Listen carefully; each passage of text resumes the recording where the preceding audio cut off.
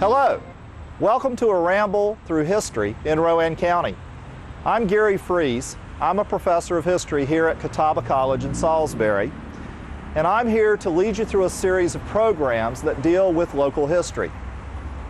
Rowan County is one of the most fascinating counties in North Carolina. It has stories to tell that are just as good as any you can find throughout the state, in fact, really through the nation. This series is designed to introduce you to many of the historical stories that are part of Rowan's heritage. It's designed for natives to learn more about their history, and it's also designed for newcomers to learn about the heritage that we all share. We plan in this series to visit almost every nook and cranny of history in this county and to study some of the most illustrious people which were part of this community. However, we're not going to look just at the rich and famous. We plan to look at people from all walks of life, and we plan to go to every corner of Rowan looking for what the best history stories are. So if you'll join me, let's ramble through Rowan together. We start our series today with a visit to the public library here in Salisbury. The Rowan Public Library is nearing its 100th birthday. Throughout the 20th century, it served the people of this county as both a window to the world and also a door to their past. The library today, in the 21st century, is beginning to reinvent itself to serve a whole new generation of residents of Rowan County. But for everyone who comes through its doors, day in and day out, they will find that the heritage of this place also can be found as interesting as any of the books that they'll read. So what we're going to look at today is the site of the public library and tell you a little bit about its history. In 1755, Salisbury was a newborn town. It had only been here at best a year. That was the year that Daniel Boone got married to Rebecca Bryan. It was the year that George Washington had his first military command and fought his first battle. It was the year that James Watt discovered in England one of the important ideas that led to the steam engine. Here in Salisbury, one of the founders of the town, James Carter, drew the plat that defined the street boundaries of downtown that we still have today. Where we are, here at the site of the public library, was lot number 19. Adlai Osborne was one of the most important people in early Rowan County. He had settled here in 1749 with his parents, Alexander and Agnes McWhorter Osborne, and they had lived on a prominent plantation near the Catawba River in what is today the southernmost portion of Iredell County. There, Adlai had first gone to school at the first school of this region, Crowfield Academy, and he had gone on from there to the College of New Jersey, what today we call Princeton University. He had been one of the first graduates. When he got back to Rowan County, he was admitted to the bar, became a lawyer, and in 1772 was appointed the clerk of court here in Rowan County. He was married by that time, and he bought this lot intending to settle down. As far as we know, Adlai Osborne had built a house here by 1775 when the American Revolution began, and he enlisted as an officer in the 2nd North Carolina Regiment of Continental Troops. Osborne served in the military through most of the war. It is likely that Osborne was not present in 1781 when the British commander, Lord Charles Cornwallis, brought his army into Salisbury and occupied the town for a whole week. Osborne would have been branded a traitor and likely his house burned or he perhaps arrested or hanged. We know that the British Army camped out in his front yard, for the encampment covered the entire area that is the parking lot in front of the library today. And it stretched all the way past St. John's Church, almost 2 blocks from where the library is. The only artifact we really have from the Osborne era here at the lot is the well. This has often been known as the town well, and it certainly was used by the community throughout the 19th century and up until the Second World War.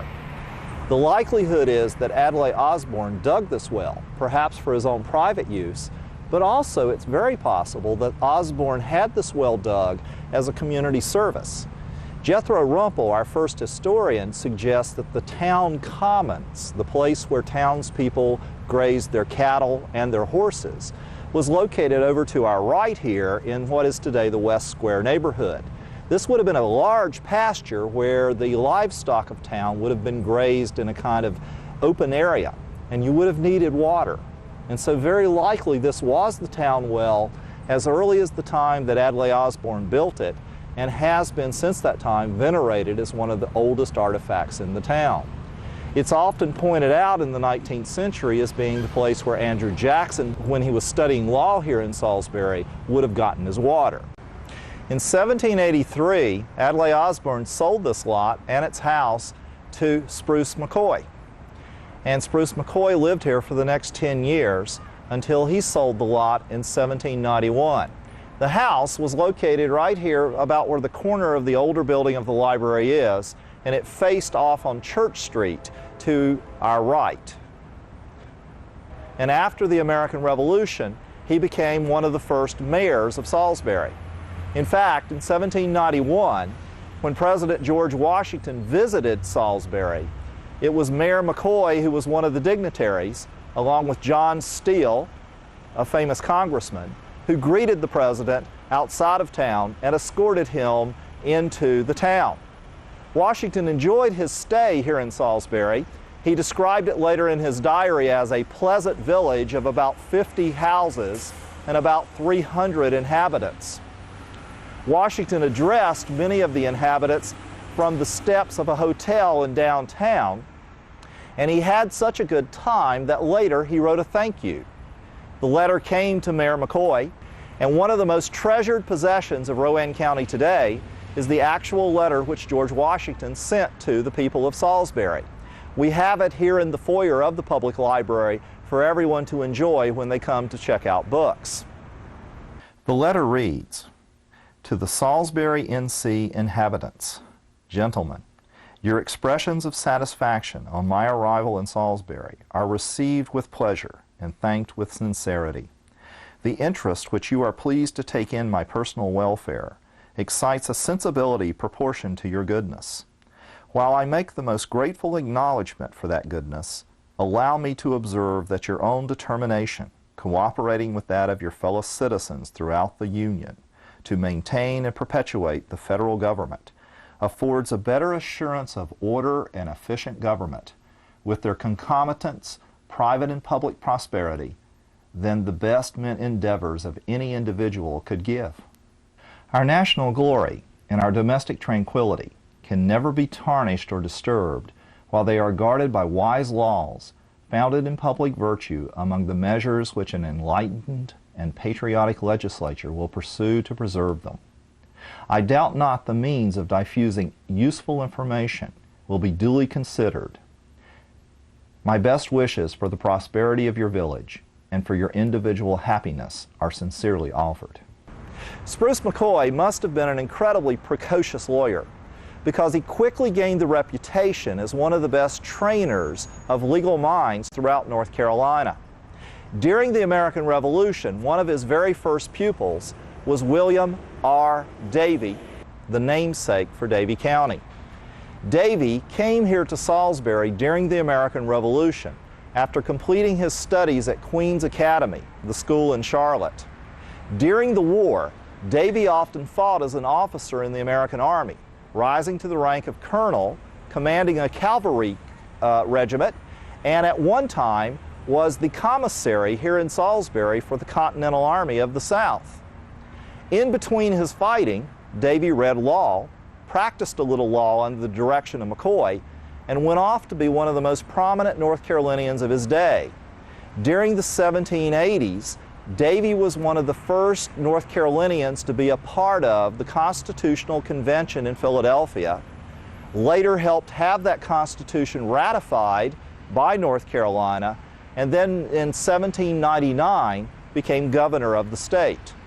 Davie's also noted for the fact that he was one of the first Americans to cultivate the famous Catawba grape, which is one of the ingredients of what you call Welch's grape juice today. McCoy's other famous student was Andrew Jackson, the future president. Like Davy, Jackson was from the Waxhaw community to the east of Charlotte, and like Davy, Jackson fought in the American Revolution as a teenager. In fact, for a short time, Jackson was part of Davy's regiment. Jackson had been wounded in the war by a saber cut from a British officer, had been a prisoner, and had lost both his brother and his mother to the depredations of war. In 1784, Jackson came to Salisbury and began to study law under McCoy. Jackson spent a little bit over a year here, but his memories have been left to us ever since. People in Salisbury still talk about the famous Andrew Jackson stories, because in many ways he was the most famous student ever to be here. Jackson read law, but according to many of the residents of that time, he scarcely touched a book. So much of what he learned as law were in some of the basic text and what he picked up listening to other lawyers. In fact, Jackson spent most of his time as a student doing what many students do, not studying. He was noted for his card playing. He was noted to run races down Main Street and often win them. And he was noted for practical jokes, which he performed regularly at nearby hotels and at parties which were held by many of the citizens of Salisbury. Jackson stayed here a little bit over a year, and legend has it that one of his practical jokes backfired, and his reputation in town became so low that he completed his studies with the lawyer John Stokes, who lived to the north of here in what is today Davie County. Jackson went on, as you know, to become the most famous general of the early American Republic when he won the Battle of New Orleans in 1815. In fact, there's a story here in Salisbury that Jackson left town without paying his last hotel bill, and that after the American victory at New Orleans, the hotel keeper marked it paid in full. Patriotism. 2 years after President Washington visited Salisbury, a recently widowed Spruce McCoy sold this lot and its house to his brother-in-law from his first marriage, Archibald Henderson. For the rest of the time that this property was in private hands, until the public library was built, the Hendersons and their descendants were integral to the story of this particular part of Salisbury. And the first Henderson, Archibald, built this famous law office, which is still part of our local landscape today. We'll next go visit it. Archibald Henderson was a member of a family that would become one of the most famous in Salisbury history. The Hendersons, however, were not natives to Salisbury before the American Revolution. The first Henderson of note was Archibald's father, Richard Henderson, who's known to most Americans as the fundraiser and the entrepreneur who sent Daniel Boone to Kentucky as one of the great westward ventures of the United States in its history. Archibald Henderson was the son of the judge and was raised on the farm in Granville County. He went to an academy. He then studied law like much of the rest of the family and came to Salisbury after the American Revolution and became part of the tutelage group under Spruce McCoy. McCoy was married to Archibald's sister, Elizabeth, and so therefore it was logical in the 1790s for McCoy to sell the lot to his brother-in-law when he moved elsewhere in the city. Archibald Henderson and his family would live in the house built first by Adlai Osborne and then enlarged by Spruce McCoy. And sometime after the War of 1812, we aren't exactly sure, he built this wonderful law office here on the corner of Church Street and Fisher Street. One of the dates that is suggested in one of the bricks is 1819, but we can't be sure of its exact date, but we do know about its style. This is a building of high federalism.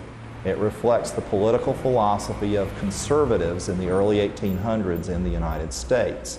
The gracious plaster walls and the wainscoting with the very high and open windows are all suggestive of what the aristocratic class in America was living in that period. After a distinguished political career, Archibald Henderson retired from public life and spent the last years of his career in this law office with private practice. Archibald Henderson Sr.'s daughter, Jane, continued to live in the family house through the 1820s. In the 1830s, she was married to Dr. Luco Mitchell. Dr. Mitchell became a physician in the United States Navy during the War of 1812. Ironically, he served under General Jackson at the famous Battle of New Orleans. By 1823, Dr. Mitchell had left the Navy, had moved to Salisbury, and established a highly successful medical practice here in town. And they lived here for several years until Dr. Mitchell died of what was called a bilious tumor, so to speak, perhaps a stroke, on a visit to his plantations in Alabama. In 1845, the widow Mitchell was married to Nathaniel Boyden. And in 1846, Nathaniel Boyden was elected to Congress, just as Archibald Henderson had been before him. Boyden, in 1846, had an interesting colleague as a freshman in the Congress. He was a friend of Abraham Lincoln's because he and Lincoln were Whigs, and he and Lincoln opposed the Mexican War, and both he and Lincoln were one-term congressmen. Neither were re-elected in 1848. Boyden returned to Salisbury, continued to practice law, most likely using the Henderson Law Office here beside us, and he also became a local businessman. He owned the Boyden House, one of the best hotels in town during the 1850s when the railroad arrived, and he was also the owner of a foundry. Through the estate of Dr. Mitchell, Boyden inherited a large number of slaves, and at one time or another owned more than 100 of them, even though he seemed not to have held a big plantation. Most likely he leased them out for use by other planters in the area. When the Civil War came to Salisbury, Nathaniel Boyden, a Yankee native, refused to go along with the Confederacy and remained a staunch Unionist throughout the war. In fact, in 1864, Boyden was elected to the North Carolina legislature on the peace movement ticket, which meant that he advocated that North Carolina secede from the Confederacy, just as it had seceded earlier from the United States, and make a separate peace with the North. So staunch an anti-Confederate was Boyden that when his son joined the Confederate Army, he became extremely unhappy with that action. To the end, Boyden was a Unionist. And when the Union Army occupied North Carolina in 1865, Boyden was made part of the original provisional government. In the fall of 1865, Boyden was part of the convention which rewrote North Carolina's Constitution, abolished slavery, and set up the first post-war government. In 1868, when the Union demanded that North Carolina redo its Constitution and grant rights not only to white voters but also black voters, Boyden became a member of the new Republican Party and ran for Congress that year as a Republican and won. Again, he became a one-term congressman because in 1869 and in 1870, the Ku Klux Klan, the very first Klan, created such havoc throughout the state of North Carolina that Democrats returned to power with the election of 1870, and Boyden lost. Boyden was to live 3 more years until 1873. He was to defend the governor of North Carolina, William Holden, when he was impeached for certain political crimes which the Democrats accused him of. And as a result of Boyden's loyalty to the Republican Party, he was appointed to the North Carolina Supreme Court. He served in that capacity till he died. The Boyden estate eventually passed into the hands of a son, appropriately named Archibald Henderson Boyden, but folks in Salisbury through most of his life simply referred to him as Baldy. Baldy Boyden was a student at a school in Alamance County when the Civil War began, and despite the fact that his father was a Unionist, determined that he would join the Confederate Army, and he left school against the family's wishes and enlisted under General Robert F. Hoke. Hoke was rather hesitant to take on the young Boyden as an aide, but agreed to when he saw the young man's fervor for the Confederate cause. When the Civil War was over, And Nathaniel Boyden was so active in the Republican Party, his son became an ardent Democrat, a conservative in that day. Boyden eventually had to leave town, and he was not able to return until after Reconstruction was over. In the 1880s, he went into business here in Salisbury in the new cotton trade that was so popular here. He had some ups and downs business-wise, but he became one of the leading civic leaders of Salisbury. During the 1890s, when Democrats were president, he was the postmaster. And in 1901, he was first elected mayor, and he served as mayor for most of the first decade of the 20th century. Boyden was notable for his staunch support of the new idea of graded public education. And in fact, it was Boyden who more than anyone else brought progressive public education to Salisbury. Through his guidance, the first public schools were built in the city, including Ellis Street School. And for the next 30 years, Boyden was Salisbury's champion of public education. In fact, in 1925, when the new high school was built, it was appropriately called Boyden High School. Boyden was also well known locally as an advocate of the cause of the Confederate veteran. He was active in the first organizations which were set up here to take care of veterans and to honor their contributions to the Civil War. While A.H. Boyden was mayor of Salisbury, one of his daughters, Jane, was married to a local lawyer, Burton Craig. The other, May, was married to a physician, Robert Brawley from Archibald County. The Brawleys built a house adjacent to the Boydens and lived at the site of the main library today. One of their sons, James, grew up to be Rowan County's next historian. James Brawley went to school in Virginia, served in World War II, and after the war returned to Salisbury to work for the Salisbury Post, and he prepared the history which the county put out in its bicentennial in 1953. Brawley's book, The Rowan Story, has since then been a boon to historians everywhere for his very astute understanding of the origins of this county and for many of the political movements which were part of the 19th century. Brawley went on to write columns for the Salisbury Post for the rest of his life, and he also was active in local history circles. He helped in the founding of the Rowan Museum. He was a figure in the founding of the historic Salisbury Foundation, and here in the library we owe a lot to him in the establishment of our local history room. It was during the 20th century that this property first became a public library facility for Salisbury and for Rowan County. Salisbury had had a subscription library as early as 1877, but post-war conditions did not further its growth, even though at one time the YMCA attempted to keep it going. It wasn't until 1911 that members of the Travelers Club, one of the first book clubs for women in the city, decided that it was time to have a public library, and they established one in the old Henderson Law Office. The Henderson Law Office housed that library until 1921, when it had outgrown the facility, and both the county and the city made public appropriations for a public building in the community room, the old courthouse. The library stayed in the community building from 1921 until 1951, when the first of the two buildings on this site were built for the library. It was during the period of the 1920s and the 1930s that the Craig family, who lived nearby, came into possession of the Boyden property, and they began to make recommendations that a library could be built in this vicinity. Jane Boyden was married to Burton Craig, a prominent attorney here in Salisbury. In the early 1900s, the Craigs moved to Winston-Salem, where Craig became the attorney for R.J. Reynolds Tobacco Company.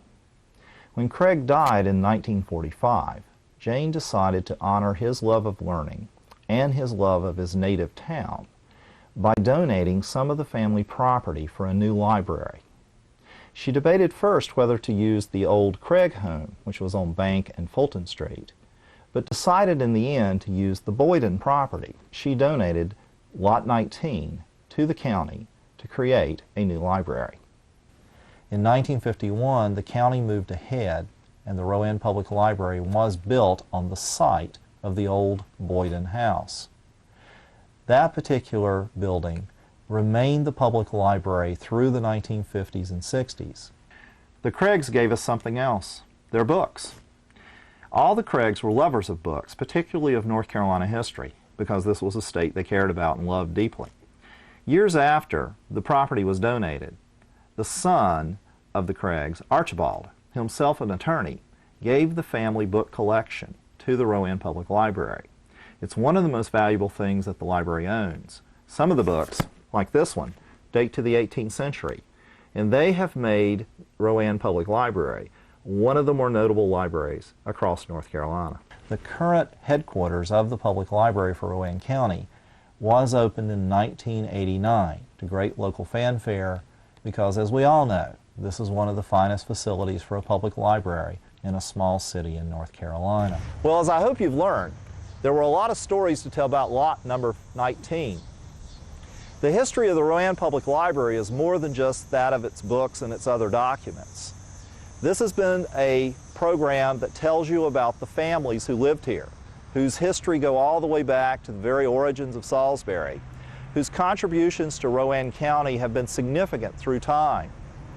It's one of a series of stories we hope to tell you to help us all learn more about our local heritage.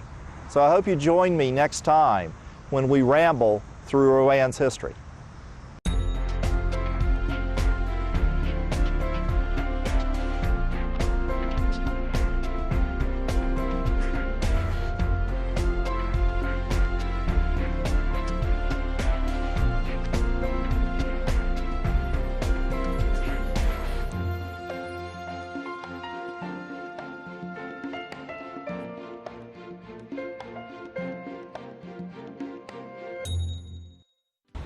My name is Deborah Rouse, and I'm a librarian in the history room of the Rowan Public Library.